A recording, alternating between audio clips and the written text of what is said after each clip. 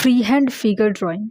इसमें हज़ार तरीके के पोजेस, बॉडी के इतने सारे पार्ट्स की, कभी पैर बड़ा हो जाता है, कभी हाथ बड़ा हो जाता है, कभी हेड बड़ा हो जाता है, प्रोपोर्शंस गलत आते हैं, प्रोसेस क्या होना चाहिए, क्या हमें इसके लिए एनाटॉमी सीखना पड़ेगा।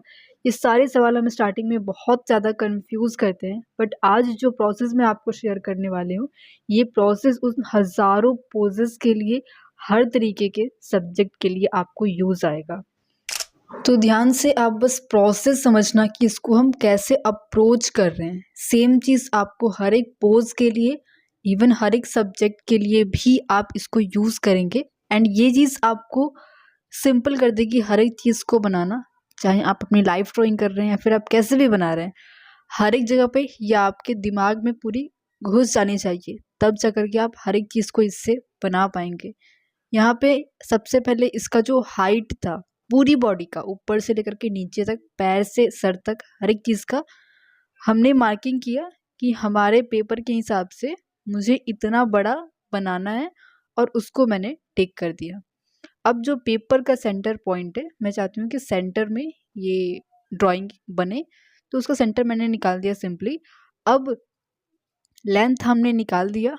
इसका जो विड्थ है हाथ से लेकर के पैर तक का, जहाँ पे पूरा ये फिगर ख़त्म हो जा रहा है, ये पोज, ये लड़की जो है, ये लंबाई में और चौड़ाई में जहाँ तक पूरी ख़त्म हो जा रही है, उसको हम सबसे पहले अपने वाले में मार्क करेंगे। और यहाँ पे हम यूज़ कर रहे हैं कंपैरेटिव मेज़रमेंट का। इस पूरे प्रोसेस में हम मेनली कंपैरेटिव मेज़रमेंट का ही यूज़ करेंगे। आपको पता भी होगा कि कंपैरेटिव मेज़रमेंट क्या है। उसी को आज हम थोड़ा सा डीप वे में, एक फिगर ड्राइंग में, एक पोज में, किस किस तरीके से, कहाँ कहाँ पे एंड कितने लेवल तक हम इसको यूज़ कर सकते हैं, एंड वो कितना आपके प्रोसेस को आसान कर देगा, वो आप यहाँ पे देखना। तो सबसे पहले हमने क्या किया था कि लेंथ हमने टिक कर लिया कि हमें इतना बड़ा बनाना है। अब हमने जब अपने पोज में देखा, अपने प्रिंट आउट में हमने देखा, तो इसका जो विड्थ है वो उसके लेंथ के हाफ है। तो जो भी हमने लेंथ डिसाइड किया था उसको हमने हाफ किया, और उसी का विड्थ हमने बना लिया। ये सेम साइज़ का हम नहीं बना रहे हैं, ये सेम साइज़ से थोड़ा सा बड़ा है, क्योंकि हम यहाँ पे कंपैरेटिव मेज़रमेंट का यूज़ कर रहे हैं। तो सेम साइज़ का बनाना इम्पॉर्टेंट नहीं है, बना सकते हैं बट इम्पॉर्टेंट नहीं है। हम किसी भी साइज़ का बना सकते हैं, छोटा भी बना सकते हैं, उससे हम बहुत बड़ा भी बना सकते हैं अगर हम कंपैरेटिव मेज़रमेंट का यूज़ कर रहे हैं, क्योंकि एक पार्ट को हम दूसरे पार्ट से बस कंपेयर कर रहे होते हैं। ठीक है, तो हमने पहले लेंथ निकाला, विड्थ निकाला, और उसको सेंटर लाइन के थ्रू हमने प्लेस किया, और वो सेंटर लाइन कहाँ कहाँ पे जाएगी, किससे कितना दूर है, वो सबको समझते हुए अब हम आगे इसको स्टार्ट कर रहे हैं। जो ऊपर वाला पार्ट था जिसमें टॉर्सो का पार्ट आ रहा है, हेड आ रहा है, तो उसको हमने वापस से हाफ किया, और हाफ करने के बाद अब हम हेड का एरिया देख रहे हैं कि हेड कहाँ तक आ सकता है। इस पूरे प्रोसेस में हम सिर्फ गैस कर रहे हैं, कंपैरेटिव मेजरमेंट का यूज़ कर रहे हैं, बट बाकी चीज़ों को प्लेस करने के लिए, एंगल्स को बनाने के लिए हम गैस कर रहे हैं कि हो सकता है कि ये यहाँ पे आए। और प्रोसेस में बनाते बनाते, उसको समझते समझते हम उसको सही करेंगे। जैसे ये हाथ यहाँ पे आना चाहिए क्या, इसका भी अगर हम हाफ कर दें तो ये उतना आ रहा है कि नहीं आ रहा है। इस पार्ट को जब हम उस पार्ट से कंपेयर कर देंगे, इसके हाफ करके उस पार्ट से हम कंपेयर कर देंगे, तो क्या वहाँ तक ये चीज़ आ रही है। इसी को सोचते हुए समझते हुए हम पूरा प्रोसेस ये करेंगे। ठीक है, अब जो हमने सेंटर निकाला था, उस सेंटर से हल्का सा ऊपर जो साड़ी का स्टार्टिंग पॉइंट है वो यहाँ पे आ रहा है।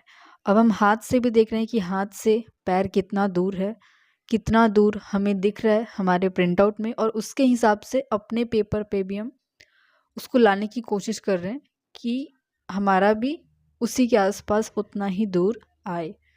अब यहाँ पे अगर आप एक चीज़ देखो, तो हम स्टार्टिंग से ही ये नहीं सोच रहे हैं कि ये हम हाथ बना रहे हैं, ये हम पैर बना रहे हैं, सर बनाना है, उसमें आँख है, नाक है, इस तरीके से इसका हाथ किया हुआ है, लड़की टेढ़ी खड़ी है, लड़की ने क्या पहना हुआ है, कुछ नहीं। हमारे सामने एक रेफरेंस है जिसमें बहुत सारे शेप्स हैं, जिसमें बहुत सारे पार्ट्स हैं, जिसको कंपेयर करके हमें बस बनाना है। यहाँ पे हम कर्व्स ऐड नहीं कर रहे हैं, यहाँ पे हम डिटेल्स ऐड नहीं कर रहे हैं, बस प्लेसमेंट्स कर रहे हैं कि ये चीज़ यहाँ पे आ सकती है, ये चीज़ यहाँ पे आ सकती है। हर एक चीज़ को बस हम प्लेस कर रहे हैं। और यहाँ पे कुछ ऐसा भी नहीं है कि हमें इसी से स्टार्ट करना है। हमने जो लाइन क्रिएट किया था स्टार्टिंग में, जो हमारी बेस की लाइन थी लेंथ और विड्थ के लिए, उसी के आसपास की जो चीज़ें हैं हम उसको पहले प्लेस कर रहे हैं। ऐसा कुछ रूल नहीं है कि हमें यहीं से स्टार्ट करना है, बट उस लाइन के आसपास ये चीज़ें आ रही हैं, ये सबसे इम्पॉर्टेंट चीज़ें हैं।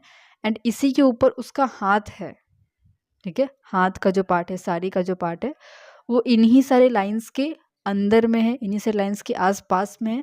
इसीलिए हम इसको पहले बना रहे हैं ताकि इसकी हेल्प से हम उसको बना पाएँ, ठीक है।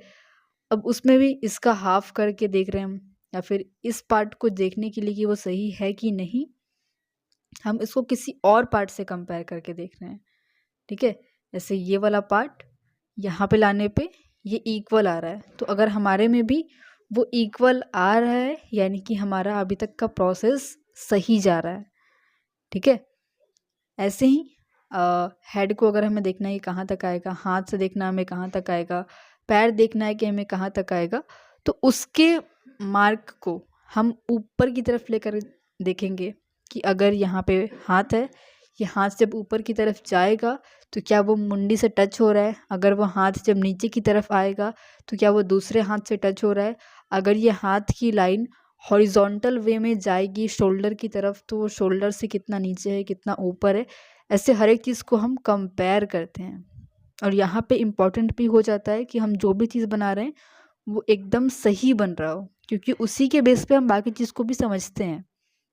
सपोज़ हमने हाथ बना लिया, एक हाथ हमने बनाया और उसके हिसाब से हम हेड बनाने वाले हैं, उसके हिसाब से हम टॉर्सो का पार्ट बनाने वाले हैं, उसके हिसाब से हम दूसरा हाथ बनाने वाले हैं। तो अगर हमने पहला हाथ सही से नहीं बनाया होगा, उसका प्रपोर्शन सही नहीं होगा, उसका एंगल सही नहीं होगा, उसका प्लेसमेंट सही नहीं होगा, तो बाकी चीज़ भी उसके ही हिसाब से गलत बन जाएगी। इसीलिए ये प्रोसेस थोड़ा-सा स्लो चलता है, इसको हम लॉन्ग आवर्स की स्टडी कहते हैं, जहाँ पे हम टाइम ले करके अच्छे से एक-एक चीज़ को समझते हुए प्रैक्टिस करते हैं। इसकी प्रैक्टिस मैं काफ़ी टाइम से कर रही हूँ एंड इसके पहले जो एक्सरसाइजेज़ होती है, अपनी आई ट्रेनिंग होती है, फ्री हैंड ड्राइंग के ऊपर काम करना होता है, स्टिल लाइफ पे काम करना होता है।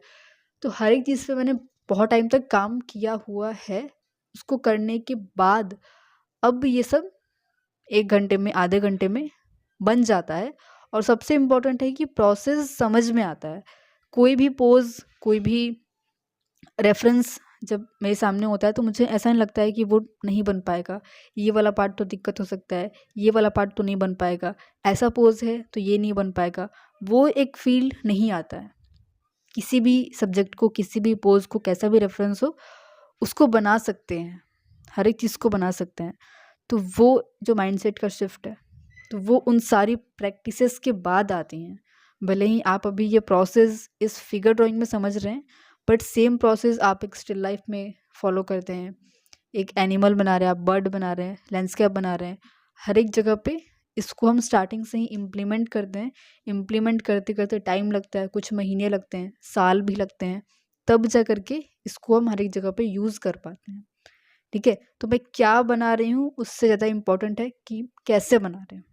ठीक है? और यहाँ पे हम साइज़ सेम नहीं रख रहे हैं, बट आप कई सारे लेसन्स देखेंगे, मेरे चैनल पे अपलोडेड हैं, जहाँ पे सेम साइज़ की स्टडी है। वो सेम साइज़ की स्टडी जिसको हम साइड साइज़ कहते हैं, वो इससे भी ज़्यादा इम्पोर्टेंट है और हमारे बेस को वो स्ट्रॉन्ग करती है। क्योंकि जब हमारा सेम साइज़ का ड्राइंग होता है, तो उसमें मिस्टेक्स को हम आसानी से निकाल पाते हैं, समझ पाते हैं। ठीक है? तो आप उससे स्टार्ट कर सकते हैं, देन आप इसको भी यूज़ कर सकते हैं। अब जो पैर का एरिया है उसको हम देख रहे हैं। अब यहाँ तक हमारा जो काम था वो हो गया, कि जितने भी बाहर की मार्किंग्स है उसको हमने कर दिया हुआ है। अब इसके अंदर जो चीज़ें हैं कि कपड़ों पे फ़ोल्ड कैसा है, हाथ में जो हमने लाइंस बनाई हुई हैं उसको हम कर्व्स के फॉर्म में शिफ्ट कर दें। जो ड्रेस है, ड्रेस में कहाँ पे बॉर्डर है, कहाँ पे रेड वाला पार्ट है, तो अब हम इसी के अंदर काम करेंगे। बट जो यहाँ तक का काम था वो सबसे डिफ़िकल्ट काम था, कि इसकी एक बाउंड्री सेट करना, इसका एक प्रोपोर्शन सेट करना, इसके एंगल्स को समझते हुए इसका एक बाहर का लाइन क्रिएट करना। अब इसके अंदर की जो चीज़ें हैं वो थोड़ा-सा आसान होती है। यहाँ तक का प्रोसेस समझना और यहाँ तक की स्टडी करना, ये सबसे ज़्यादा इम्पोर्टेंट चीज़ है। तो इस पे आपको मैक्सिमम टाइम देना है अपना।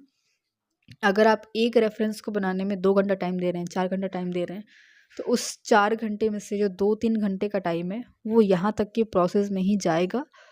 उसके बाद जब हम इसको कर्व्स के फॉर्म में शिफ्ट करेंगे, कहीं कहीं पे और चीज़ों को हम ऐड करेंगे, तब उसमें हम थोड़ा सा कम टाइम दे सकते हैं। क्योंकि जब तक ये सही नहीं है और हम डिटेल्स को ऐड करने पे फोकस कर रहे हैं, तो फिर उसका कोई फ़ायदा नहीं है। अगर हमारा प्रोपोर्शन गलत है और उसमें हम डिटेल्स को ऐड किए जा रहे हैं, तो वैसे भी वो अच्छा नहीं लगने वाला है, ठीक है। एंड इस पूरे प्रोसेस में आप एक प्रिंट आउट का यूज़ करेंगे। आप चाहें तो सेम साइज़ का पेपर भी यूज़ कर सकते हैं। अगर आपको सेम साइज़ का बनाना है, तो अगर आपको किसी भी साइज़ का बनाना है तो आप किसी भी साइज़ का पेपर यूज़ कर सकते हैं। और उसमें सबसे पहले आप स्टार्ट करेंगे जो पूरा एंडिंग पार्ट है, जो भी आपका सब्जेक्ट है, जो भी आपका रेफरेंस है, वो शुरू कहाँ पे हो रहा है और वो ख़त्म कहाँ पे हो रहा है। ओके, लेंथ में वो शुरू कहाँ पे हो रहा है, विड्थ में वो शुरू कहाँ पे हो रहा है, लेंथ में वो ख़त्म कहाँ पे हो रहा है, विड्थ में वो ख़त्म कहाँ पे हो रहा है। उसको देख करके सबसे बाहर की जो बाउंड्री है वो सबसे पहले आप टिक करेंगे। उसी लाइन को और ब्रेक करते हुए आप उसको छोटी लाइन्स में कन्वर्ट करेंगे, और तब यहाँ तक हो जाने के बाद उसको हम कर्व्स के फॉर्म में शिफ्ट करते हैं। उसमें हम बाकी डिटेल्स जो भी अब आपको दिख रही है उसको आप ऐड कर सकते हैं। यहाँ तक का जो प्रोसेस था, ये सबसे इम्पॉर्टेंट प्रोसेस था। तो इसको आप ट्राई करना। एक प्रिंट आउट आप लेना, एक पेपर आप लेना, वर्टिकल साइज में उसको आप लगाना अपने पेपर को वर्टिकली अपने ईजल पे, दीवार पे, कहीं पे भी, और उसको आप इस तरीके से प्रैक्टिस करना। और उसको इस नंबर पे आप ज़रूर से शेयर करना उसकी पिक्चर क्लिक करके, ताकि मैं भी एक बार देख सकूं कि आपने उसको वाकई में ट्राई किया कि नहीं किया है, उसमें क्या मिस्टेक्स हो रही है, उसमें क्या अच्छा हो रहा है। अब हम आपको मिलते हैं अगले लेसन में एक नई लर्निंग के साथ, जिसमें आप इन सब चीज़ों के ऊपर काम कर सकें। Stay connected for more lessons.